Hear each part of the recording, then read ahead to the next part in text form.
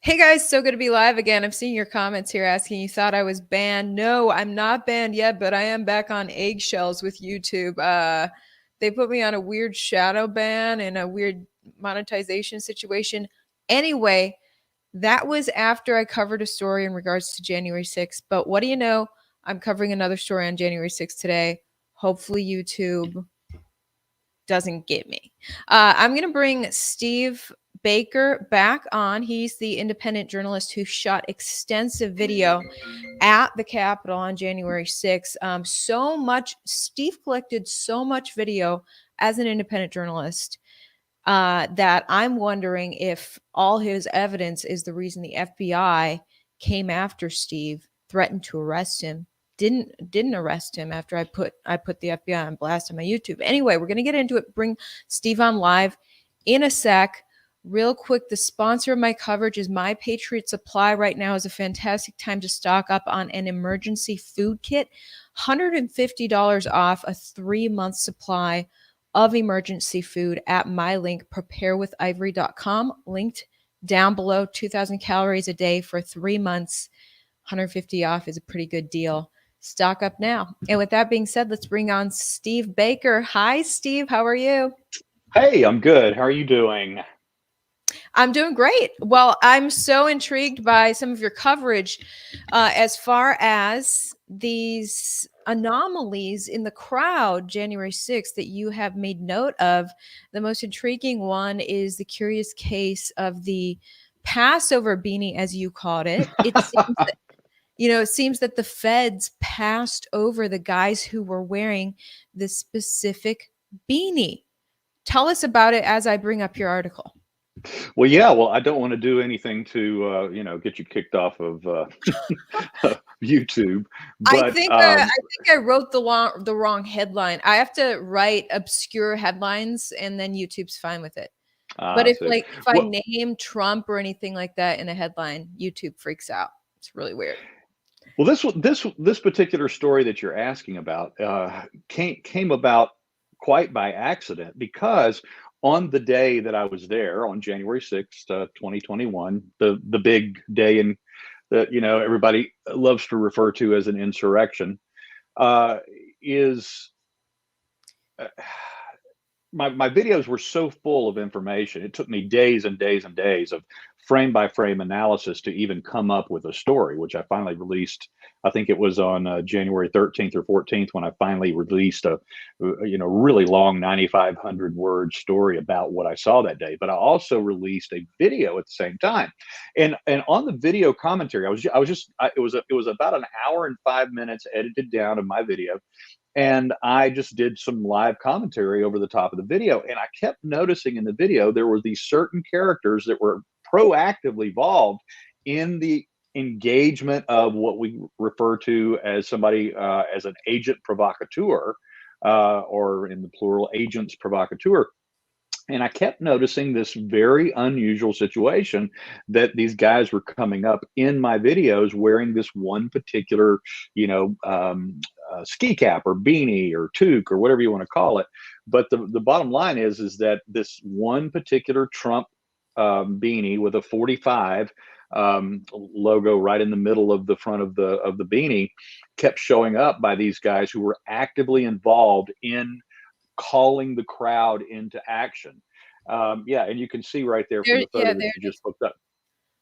So So this the is top, the suspicious beanie, guys. yeah.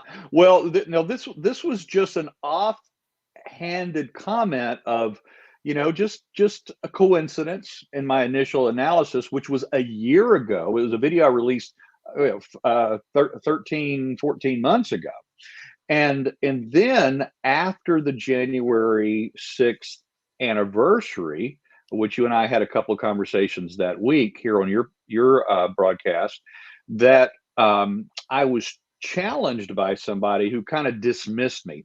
Now, interestingly, when I brought these guys up to the FBI in our FBI interview, they kind of chuckled me off, like a dismissive, ha ha ha, and you're seeing things, you're making things up, you're a conspiratorialist, blah blah blah, that kind of attitude.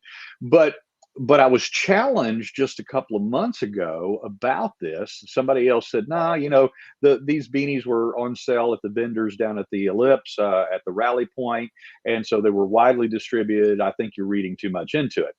Well, I took that challenge to heart, and what I did is that I went through the entire spreadsheets and lists and websites of all of the insurrection hunters, the sedition hunters, the people that are compiling databases and facial recognition um, databases online of every single person that was inside the Capitol building that day, or that were participating in any violence or other untoward activities on the Capitol grounds that day.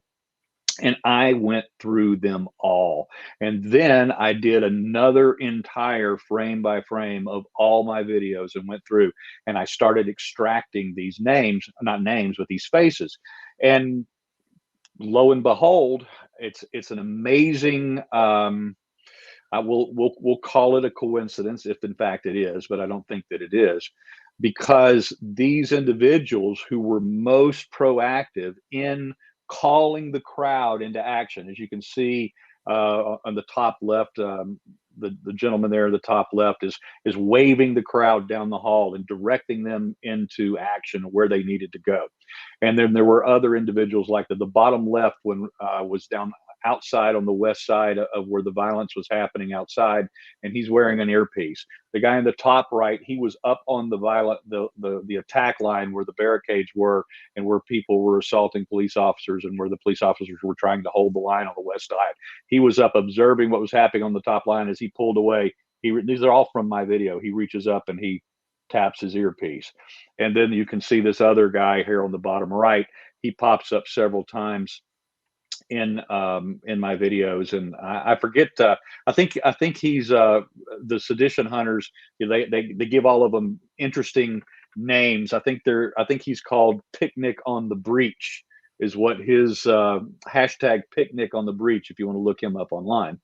And so you can see these very interesting characters, and the one thing that they all had in common is that they were wearing this identical red Trump beanie with the 45 logo right there on the front, as you can see there. When I expanded my search to these databases, which includes the FBI most wanted list, which is online, which includes the DC Metro Police list, which is also online, and I started overlaying all of those, then something really profound leapt forward into my recognition. And that was that basically, if you were wearing that hat that day and you were inside the Capitol, or you were outside participating in any, discernible activity of any type, for some reason you're not on the FBI list. And the ones that are on the FBI list that are wearing this cap have full facial recognition, high definition camera photography of their faces, and no one has identified them yet. They haven't been turned in by friends, family, coworkers, classmates, neighbors. No one has turned them in, despite the fact that there's clear, high definition photography of who these individuals are.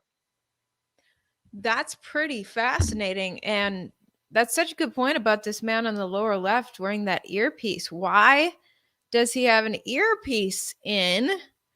When you go to a protest, you don't wear earbuds.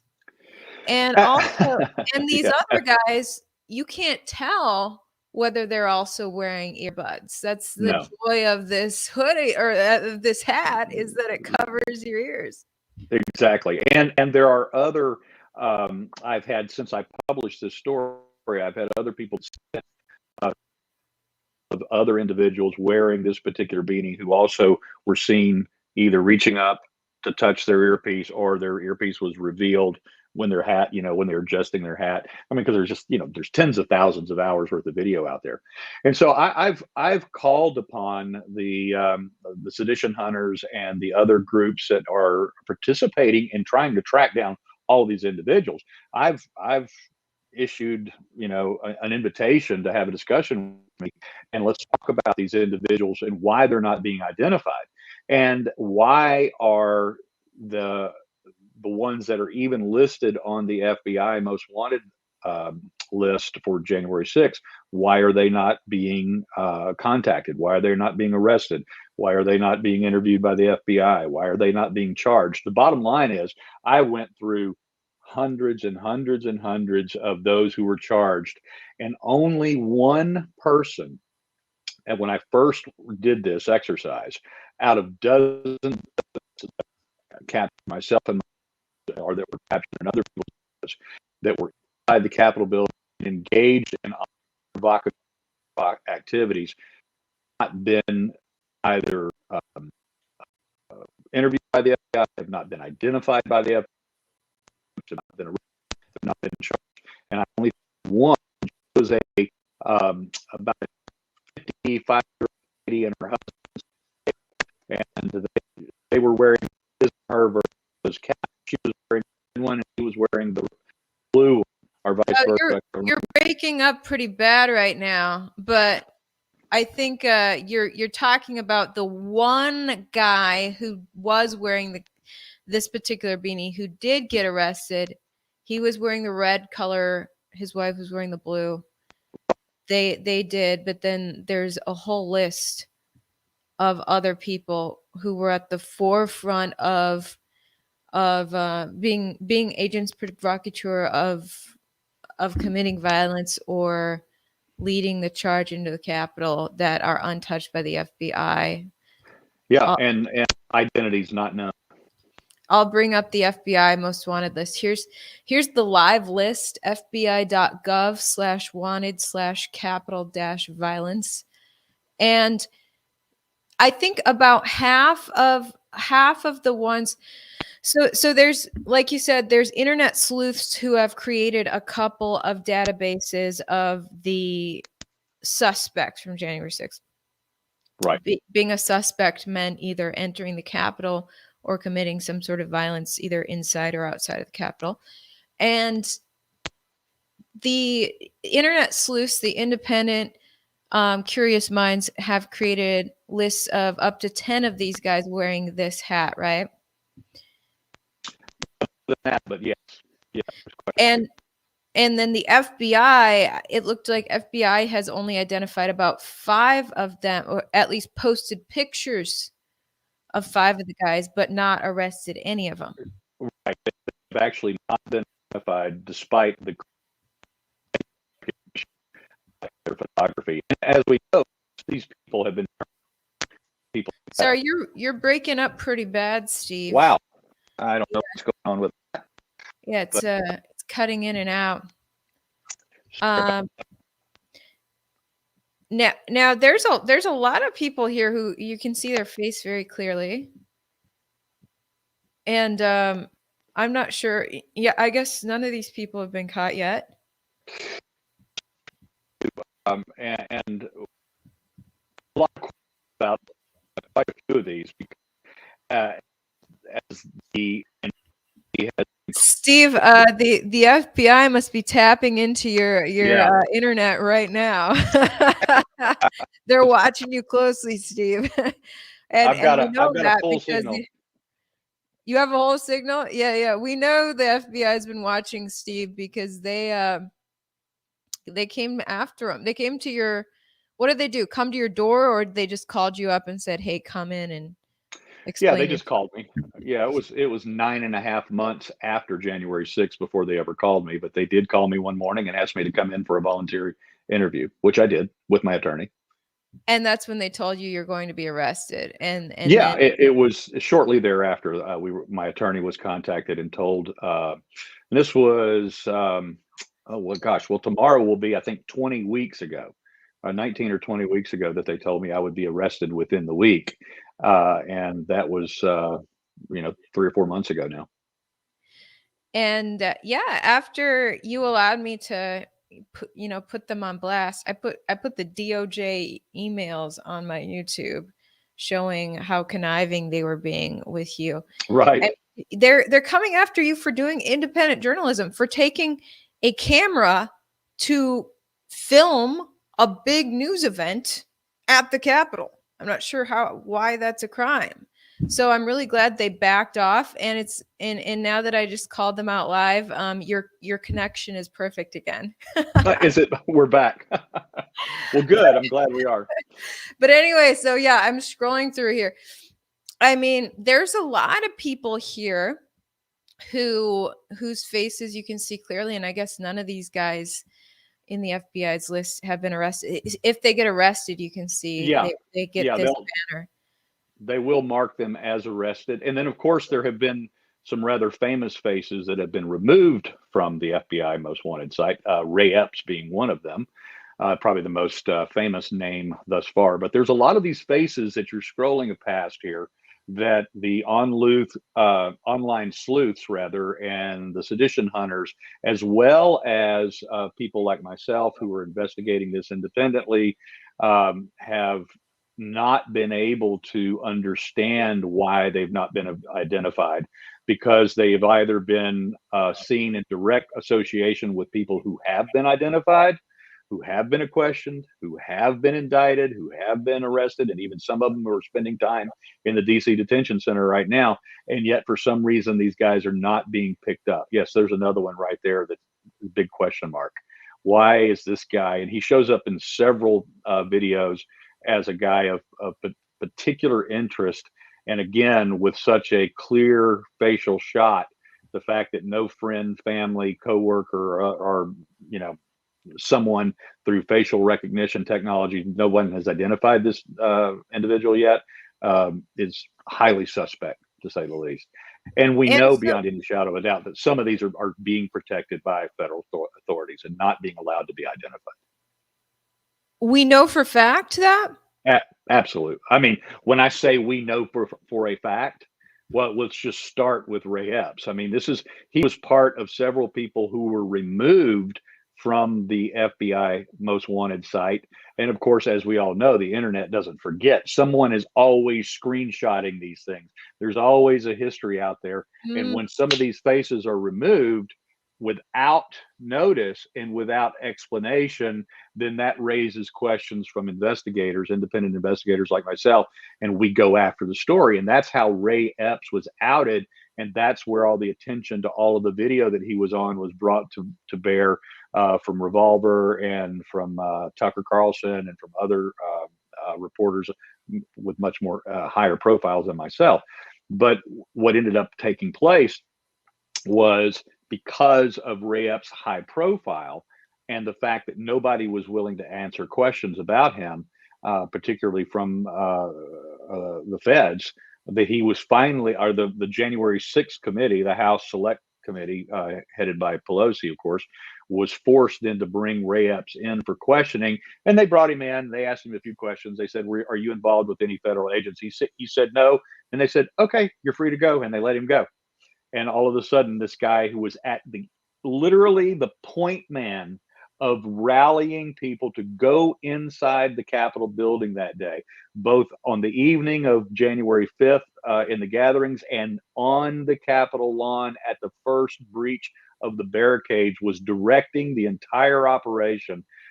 This guy has never been arrested, and people who did far less than he did, who participated in far less, we'll use the word insurrection or seditious activities, are rallying the people to move against the Capitol. People who did far less are rotting away in the DC detention center, and this guy is living the free man life at his place in Arizona.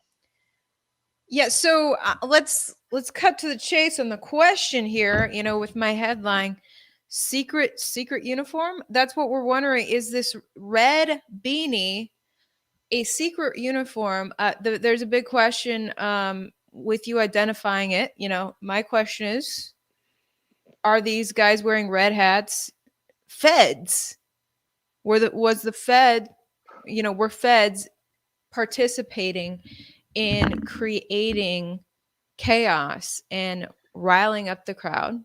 Is that is Ivory, it? if they're not feds, if they're not confidential informants working for federal agencies, if they are none of the sort, why will the feds not come out and tell us who these people are? Because we have their faces planted all over the internet, and we have people that are doing facial recognition searches on them, myself included. I have taken and ran some of the most interesting characters that I've captured in my own video through facial recognition software. None of them pop up. They're not being found anywhere on social media. It's like the internet has scrubbed their. Now this is the lady right there. That's the one lady right there who was arrested wearing that hat, and she was there with her husband, and they were actually doing some pretty bad. They were literally punching cops on the front line, and she and her husband were both arrested. Mhm. Wow. Okay, so how many people in your footage did you identify wearing this hat? Um, More than I can remember at the moment, but if we can provide the link to the story for those who are interested in that, it's a Yeah. very detailed, very exhausted link that parses out where I found them, which list they were found on, what Yes, group, whether it yes. was the FBI, whether it was the Metro Police, whether it was the sedition hunters, or whether it was one of the capital suspect spreadsheet. I mean, more than more than 2,500 people's photographs I went through individually. Um, Probably 800 or 900 or 1,000 on the FBI site. Sedition hunters, another 1,500 to 2,000, and then another, several hundred more on the other sites who I personally spent time going through, logging, cataloging either their FBI number or their sedition hunter number or their hashtag name that they've been given, and logging all that and listing that in that story. So anybody interested in that can certainly go take a look. And as I've issued the challenge before, I'm willing to talk about any of them, and I'm willing to certainly receive a private message from anybody who would like to identify some of these individuals for us. Okay, yeah. So I've linked your article down below, and then as far if people are not familiar with Sedition Hunters, this is the website Steve's referring to. This was put together by citizens, right, Steve? Um, By who? by just regular citizens. Not this is Yeah, a government site. that's correct. These are online sleuths who have dove in. These are not the people that are doing this are not necessarily kind to those people who were involved on January 6th in any way, shape, or form. Mhm. There, They want to. They're on the other side of the political aisle. We'll just say that, and they and would like to see anybody that was in the Capitol building that day arrested. so the fact that these independent citizens who are against whoever went to the Capitol found more more suspects with red beanies than the FBI found, as far as clear pictures of the guys, Correct. makes you wonder why the FBI is not also not even taking from this website. Why isn't the FBI just going to this website, finding these people? Or it's you bring up a good point of are the people in the red beanies being protected by the FBI? And if We know that certain groups identified themselves in the crowd in a certain way. They put on orange tape on their helmets or their flak jackets or whatever, or they put a green strip of tape on to identify the and to so that they could see and recognize one another in the crowd as being part of the same group, whether it was a militia group or some other type of organization. And as I said, because that practice is common at protests and riots, particularly ones that get out of hand, like this one did. That you will have groups that are specifically there to antagonize, to agitate, to act as agents provocateur in those situations. They will wear some sort of identifiable marker, and that's why just my curiosity when I saw this over a year ago in my own videos was, just raised. Wait a minute, this guy's doing this, and then this guy's doing that, and this guy's doing this, and then all of a sudden, wait a minute, they're all wearing the same hat, and then fast forward a year later, and then I expanded that search to all of these lists that have been compiled, and it became even more fascinating, and it became an even more unlikely scenario that these individuals were not only wearing the same thing, but they are being unmolested by the feds in this ongoing investigation. Because as we know, every week there's more people still being arrested. I think they're up to something like 800 total now, exactly 800. The last time I looked a couple of days ago, and so the interesting thing is that of all of those people wearing that hat, they're they're uh, they're not being they're not only not being arrested, they're not being identified. Okay, real quick, I want to switch to this other curious case that you identified. Who is Insider 172? Here's your other article, which I have linked down below. This is your independent journalism blog. And you have this man right here. Tell me about him. Yeah, no, this was another just a curious face that I've not been able to shake off for the last 14 months since he appeared in my camera frame inside the Capitol, because I identified different types of individuals that were involved in the protest and in the rioting that day.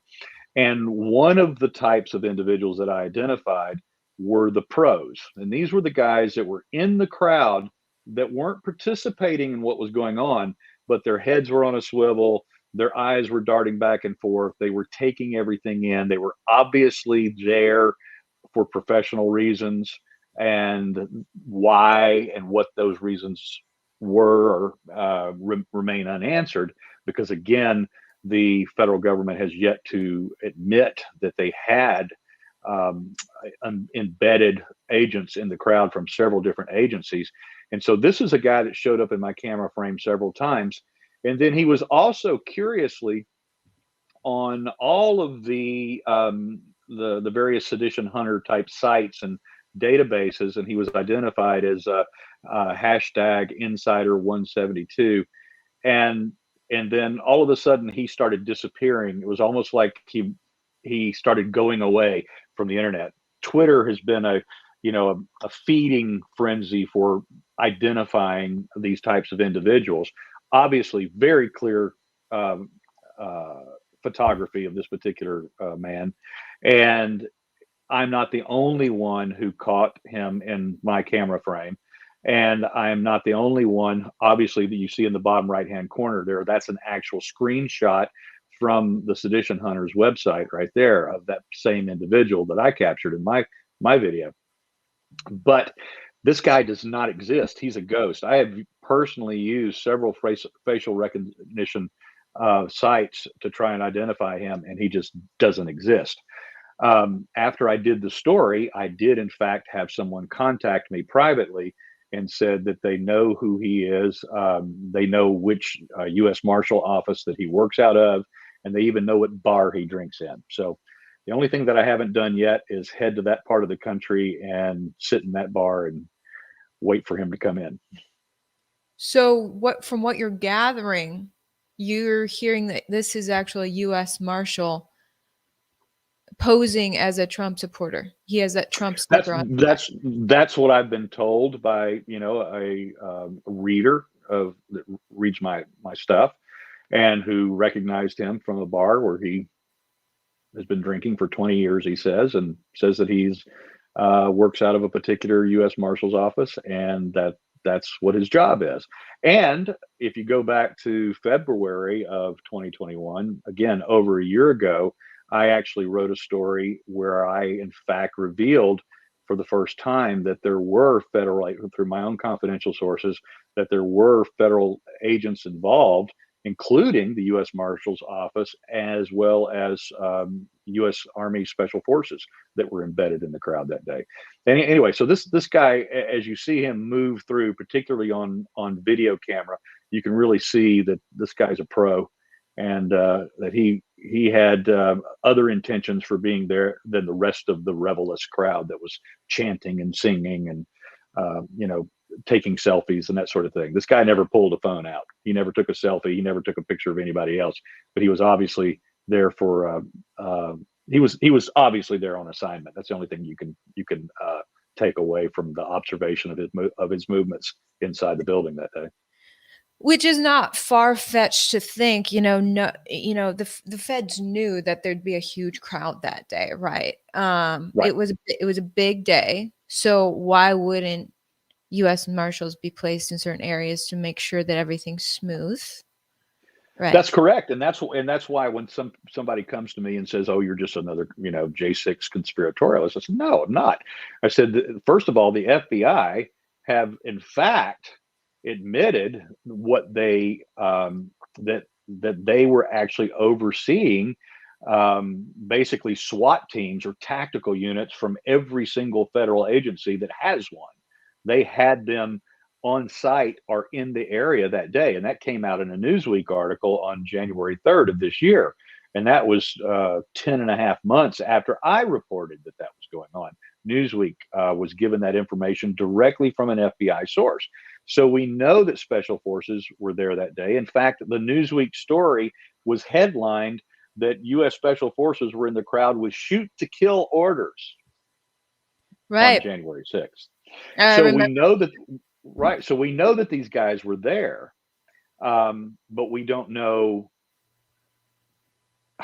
We don't know exactly what their orders were because we haven't been told. The January 6th committee is certainly not going to ask these questions of individuals like Ray Epps, or they're not going to subpoena this guy and have him come in. It's very obvious to me that the federal government knows who this gentleman is and that he's probably one of them, which is why he's been erased from the internet. He just does not exist out there. But they should at the very least just come forward and say, yeah, so we had people embedded in the crowd that day in case things got out of hand. And they were there to take care of business, which is exactly what I wrote over a year ago. I said, let's not look at this from a conspiratorial aspect, but let's identify the fact that they knew something potentially was going to happen. The FBI said themselves that they had released information to the Capitol Police and to Pelosi and McConnell's office and to the president's office that there was a potential for war. That's their quote, not mine, on January 6th. So surely they had people embedded that day. But there also appears to be an entire other group of people who were active in provoking the crowd, in agitating the crowd, in calling the crowd into violence or into just entering the building.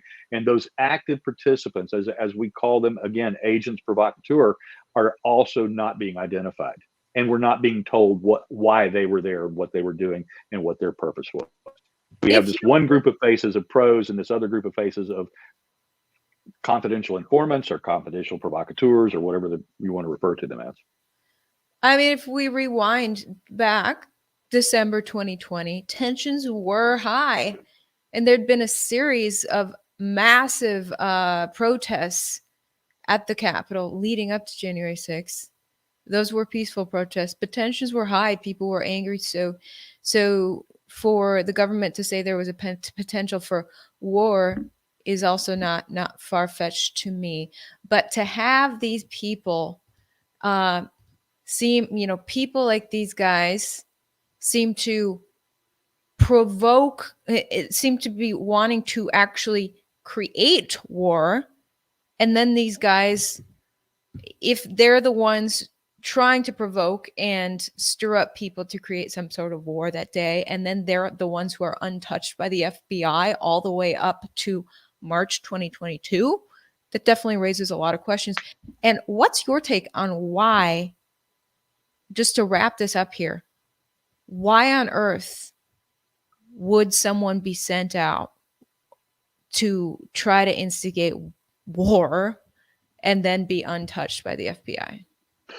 Well, I have been asked to speculate that on that question many times, including by Senator Ron Johnson's investigators who called me several weeks ago and interviewed me about everything that I know, everything that I've seen, everything that I've captured, everything that I've been investigating on my own, and they specifically said, "Will you just go ahead now and let your creative speculation brain go and put this together?"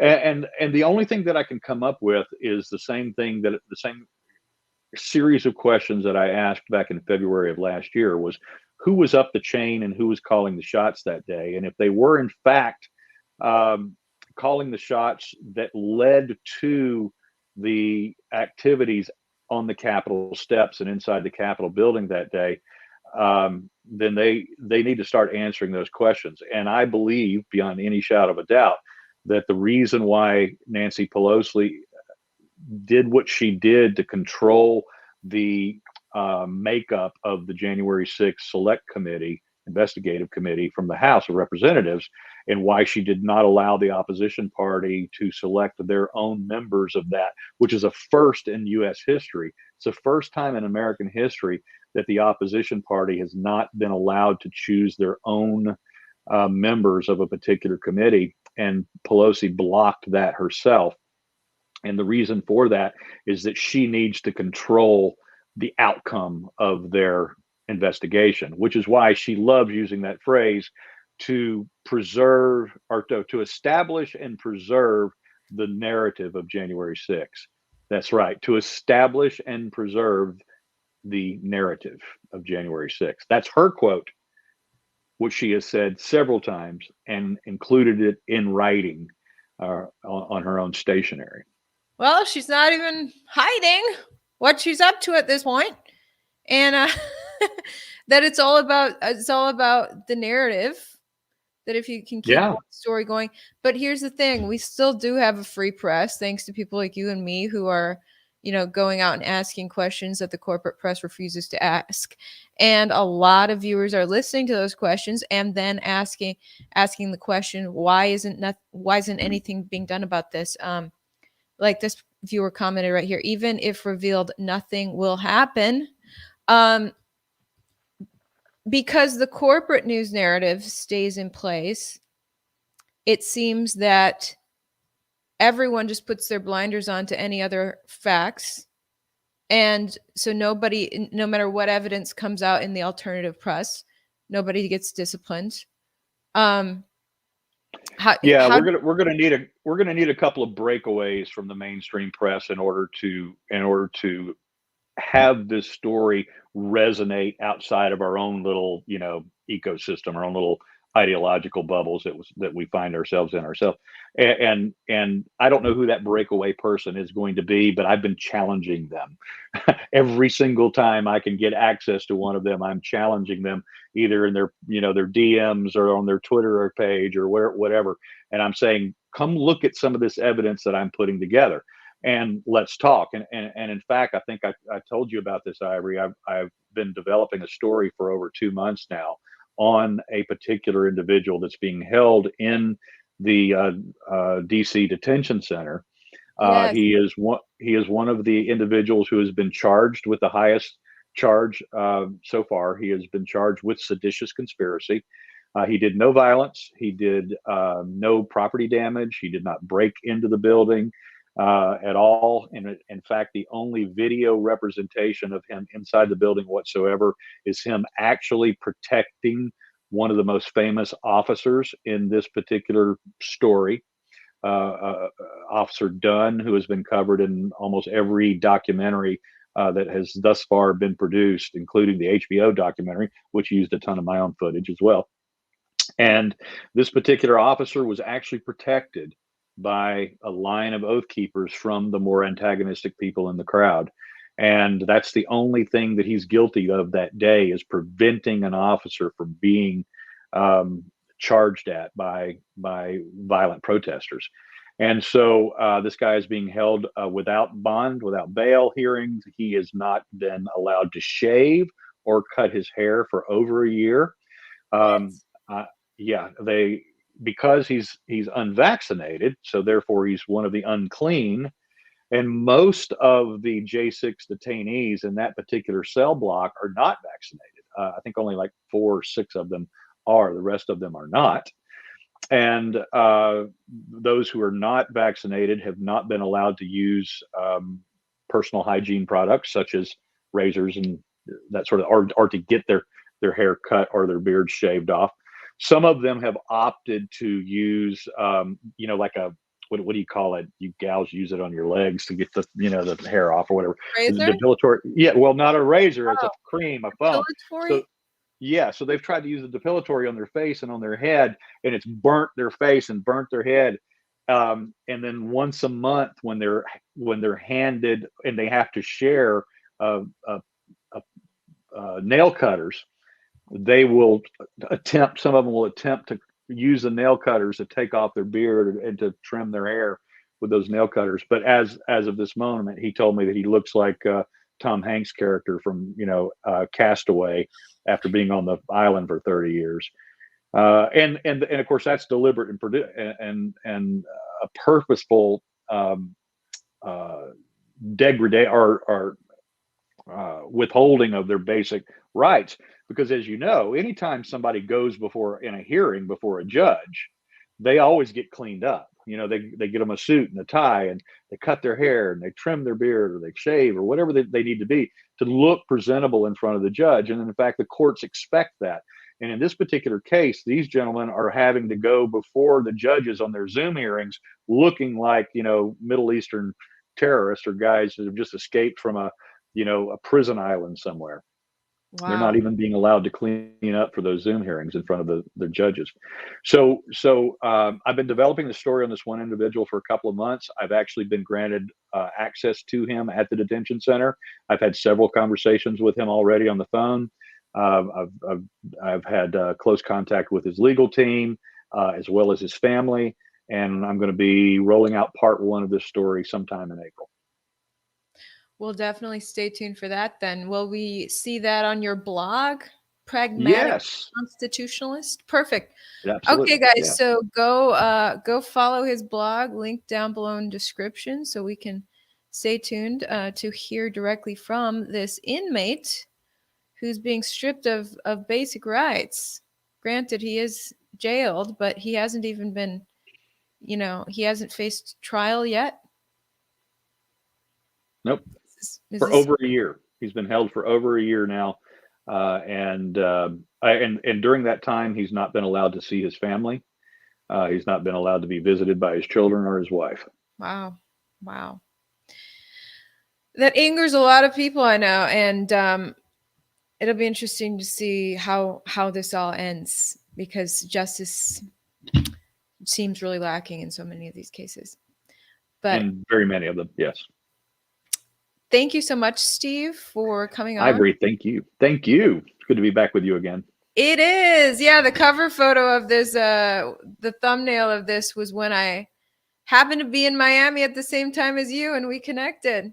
Yeah, it was awesome. We got a pic together. Okay, well, good to see you again and keep me updated on any other stories. Will do. Thanks, Ivory. Okay. See you later. Bye.